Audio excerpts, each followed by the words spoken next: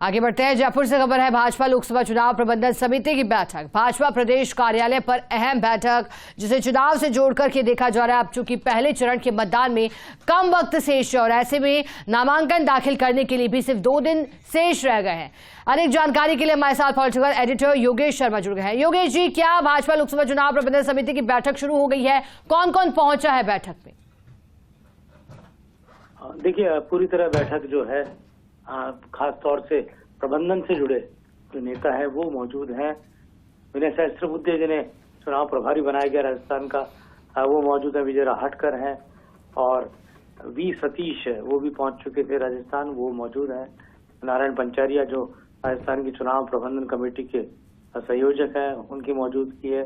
तमाम प्रमुख नेता जो कमेटी से जुड़े सदस्य हैं, उनकी मौजूदगी है। चुनाव प्रबंधन का अर्थ है कि नामांकन भरने के दौरान होने वाले कार्यक्रम और इसके साथ ही केंद्रीय नेताओं के चुनावी दौरे, कौन बड़ा नेता किस जगह पर आएगा, सभा कैसे होगी। तो पहले चरण में जहां जहां वोटिंग होनी है राजस्थान, उसका प्रबंधन को लेकर ये मोटे तौर पर बैठक है। और नरेंद्र मोदी के दौरे, अमित शाह के दौरे, राजनाथ सिंह के दौरे, तमाम जो बड़े नेता हैं, केंद्रीय नेता हैं, उनके जो दौरे हैं, डिमांड के अनुसार भी दौरे होंगे। योगी आदित्यनाथ के दौरे होंगे, असम के मुख्यमंत्री हेमंत बिस्वा के दौरों के कार्यक्रम, और साथ ही राजस्थान के मुख्यमंत्री भजनलाल शर्मा, उनके दौरों को लेकर भी पूरी रणनीति बीजेपी के चुनाव प्रबंधन समिति बनी। क्योंकि अब खास तौर से मुख्यमंत्री के दौरों की डिजाइन भी बीजेपी संगठन करेगा कि वो किस तरह से संगठन के और जो कैंडिडेट है उसके चुनावी दौरों के अंदर उनकी भूमिका रहेगी, क्या क्या कार्यक्रम रखे जाएंगे। क्योंकि अब पूरी तरह अभी चुनावी मोड में राजस्थान के तमाम दल आ चुके हैं और साथ ही बीजेपी प्रदेश अध्यक्ष सीपी जोशी के दौरों के कार्यक्रम भी बनेंगे। सीपी जोशी खुद भी चित्तौड़ से पार्टी के उम्मीदवार है, तो इसके साथ ही वो किन किन जगहों पर जा सकते थे। पूरी जो बैठक है यह प्रबंधन से जुड़ी बैठक है। प्रबंधन में बहुत सारी व्यवस्थाएं हैं, उनको लेकर चर्चा होती जी। योगेश जी, क्योंकि आप एक्सक्लूसिव तस्वीर दिखा रहे हैं और जानकारी भी दे रहे हैं, लेकिन योगेश जी, प्रबंधन की ओर से अब तक क्या खाका तैयार किया गया है? क्या कोई ब्लूप्रिंट भी इसका है और कैसे ये तय किया जाएगा पार्टी संगठन के द्वारा? देखिए, पूरी तरह जो बैठक होती है, इसका महत्व शिका इस बात को लेकर होता है कि एक रोड मैप बनाया जाता है। प्रबंधन का वर्किंग बहुत व्यापक होता है और इस दिशा में तमाम विनय सहस्त्रबुद्धे बहुत ही अनुभवी नेता है और बड़े राज्यों में उनको चुनाव कराने का अनुभव है। महाराष्ट्र से वो आते हैं और खास तौर से आपको ध्यान है कि विधानसभा के विधायकों को ट्रेनिंग और प्रबोधन देने से जुड़ी जो एकेडमी है, उसका संचालन भी वो करते हैं। उनकी खुद का एक अलग तरह का पूरा कहा जा सकता है एक एनजीओ वो काम करता है, जिसको विनय सहस्त्रबुद्धे चलाते हैं।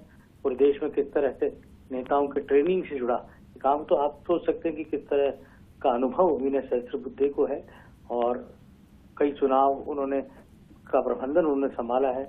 विजय राहटकर जो कि राजस्थान की सह प्रभारी लंबे समय से राजस्थान में जहाँ पर चुनाव का काम देख रही है बीजेपी प्रभारी के नाते, सह प्रभारी के नाते, संगठन का की नेता के नाते, और साथ ही वी सतीश का भी आपका कह सकते हैं अपने आप में बड़ा रोल है और कई राज्यों का उन्हें अनुभव है किस तरह से चुनाव संगठन के कार्यक्रम किए जाने। तमाम मुद्दों के नजरिए से देखा जा सकता है कि एक व्यापक रोड मैप यहाँ पर बनाया जाएगा। नारायण पंचारिया विधानसभा चुनाव के दौरान भी चुनाव प्रबंधन का काम उनके जिम्मे था जी। बिल्कुल योगेश जी, और जैसा कि आपने कहा कि जो मिश्रण तैयार हुआ है प्रबंधन समिति में, वो तमाम अनुभवी नेता जिन्हें पहले भी अनुभव है। लेकिन चलिए दोबारा जुड़ने का प्रयास करेंगे योगेश जी के साथ, लेकिन जैसा कि एक्सक्लूसिव तस्वीरों के माध्यम से हम दिखा रहे हैं, बैठक का हिस्सा बनने के लिए पहुंचे हैं वो पदाधिकारी गण जिनके पास एक अच्छा अनुभव है, संगठन की समझ। माननीय मुख्यमंत्री जी से लेकर हमारे पार्टी के सभी वरिष्ठ नेता उसमें शामिल होंगे, उन सभाओं को संबोधित करेंगे और फिर हमारे 3 स्थानों पर प्रत्याशी चयन का बाकी है, वो भी इसकी शीघ्र घोषणा होगी। और लगातार हमारी चुनाव प्रबंधन टोलियां इस दिशा में अपना काम कर रही है हमारे चुनाव प्रभारी जी, संगठन प्रभारी जी लगातार इस दिशा में सारी बैठकें और काम को गति देने का काम कर रहे हैं। मैं सोचता हूं कि राजस्थान फिर से 25 के 25 कमल खिलाने को आतुर है। कांग्रेस पर आरोप लग रहे हैं कि उन्होंने एक भी ब्राह्मण को टिकट नहीं दिया, मुस्लिम को टिकट नहीं दिया, विवाद खड़े हो गए। कल दौसा में टिकट जैसे मिला, आपस में कार्यकर्ता एक दूसरे के आमने सामने हुए। मतलब चुनाव में जाने से पहले कांग्रेस में विवाद सामने आ रहा है। आप देखिए ना, जयपुर में टिकट देके ले लिया, किस प्रकार का अपमानित करने का काम हो रहा है। या तो सोच समझ के एक्सरसाइज नहीं होती, लेकिन ये कांग्रेस की मुझे लगता है प्रक्रिया का हिस्सा है। लेकिन चूंकि इनकी पार्टी का अंदरूनी मामला है, मुझे इस बारे में ज़्यादा कुछ नहीं कहना। लेकिन मैं ज़रूर कह सकता हूँ कि भारतीय जनता पार्टी के 22 प्रत्याशियों की घोषणा हो गई, 3 प्रत्याशियों की घोषणा शीघ्र होगी और राजस्थान की जनता का पूरा स्नेह, समर्थन और आशीर्वाद भारतीय जनता पार्टी और आदरणीय मोदी जी। कांग्रेस के साथ उन्होंने गठबंधन किया था, इस बार कांग्रेस ने उनके साथ गठबंधन, 3 पार्टियों से गठबंधन, माकपा से, चैलेंज आप देखते हैं कितना लग रहा है छोड़ रही है कांग्रेस। तो आप इससे आप देख सकते हैं, समझ सकते हैं कांग्रेस कितनी कमजोर हो गई। कांग्रेस बैसाखियों पर आ गई और मैं सोचता हूं कि जिस हिसाब से अन्य राज्यों में, जैसे आपने उत्तर प्रदेश में देखा, आप लोग बिहार में देखा, कई राज्यों में कांग्रेस जब से गठबंधन करने लगी है तब से कांग्रेस खत्म सी हो गई और राजस्थान में भी इसकी एक शुरुआत हो गई। सर, सीपी का 1 साल का कार्यकाल पूरा हुआ है, समस्या एक है, चुनौती 25 है, कैसे देखते हैं?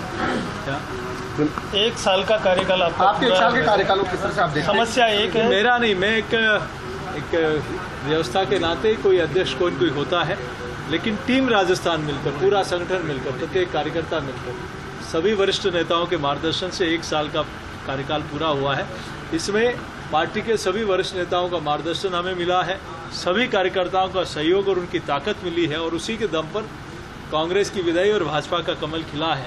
और उन्हीं की ताकत की बदौलत और नरेंद्र मोदी जी के कुशल नेतृत्व में राजस्थान में फिर से 25 कमल खिलेंगे। हनुमान ने राम वाली पार्टी का साथ छोड़ दिया और हाथ पकड़ लिया, तो क्या लगता है कि कुछ चुनौती मिलने वाली है कुछ सीटों पर राजस्थान में? देखिए, वो कांग्रेस और उनका व्यक्तिगत मामला है, इस बारे में मुझे कुछ नहीं कहना। लेकिन मैं ज़रूर कहूँगा कि राजस्थान की जनता ये नहीं भूली है कि किन लोगों ने सनातन को गाली दी, किन लोगों ने धारा 370 का विरोध किया, किन लोगों ने राम मंदिर के निर्माण को अटकाया, किन लोगों ने अभी तक देश को किसान और गरीब के नाम पर सिर्फ नारे और वादे दिए। तो स्पष्ट है कि जनता तोल मोल के फिर अपना निर्णय करती है और राजस्थान की जनता अपना निर्णय कर चुकी है। आखिर 25 सीटों में कोई बाधा है या कोई चुनौती मिल रही है क्या? कुछ सीटों पे सिटिंग एमपी के टिकट काटे गए तो कुछ नाराजगी भी सामने आएगी, तो उसको किस तरह से आप? कोई नाराजगी नहीं है, सीपी जोशी भी काफी टिकट कर सकता है अगली बार। यहाँ व्यवस्था के नाते आप देखिए कि 2 लोग ऐसे थे जो मंत्री रहते हुए टिकट कटा, आज राज्यसभा के माननीय सदस्य। तो प्रक्रिया है, कहीं न कहीं किसका उपयोग कहाँ, कब किसकी जिम्मेदारी कहाँ मिल जाए। तो यहाँ कमल का निशान सर्वोपरि है और उसी पर राजस्थान की जनता नरेंद्र मोदी जी के कुशल नेतृत्व पर सबको समर्थन और आशीर्वाद मिलेगा। धन्यवाद। तो देखिए, सीपी जोशी को आपने सुना, जिन्होंने कहा कि कमल का निशान महत्वपूर्ण है और हर व्यक्ति को उसकी उपयोगिता के आधार पर ही पार्टी में कोई भी जिम्मेदारी दी जा सकती है, कोई नाराजगी नहीं है। टिकट कटने वाले मंत्रियों, पूर्व मंत्रियों में या फिर टिकट कटने वाले सांसदों में, पूर्व सांसदों में किसी तरह की कोई नाराजगी यहाँ नहीं देखी जा रही है और 25 सीटों पर फिर जीतने की बात है।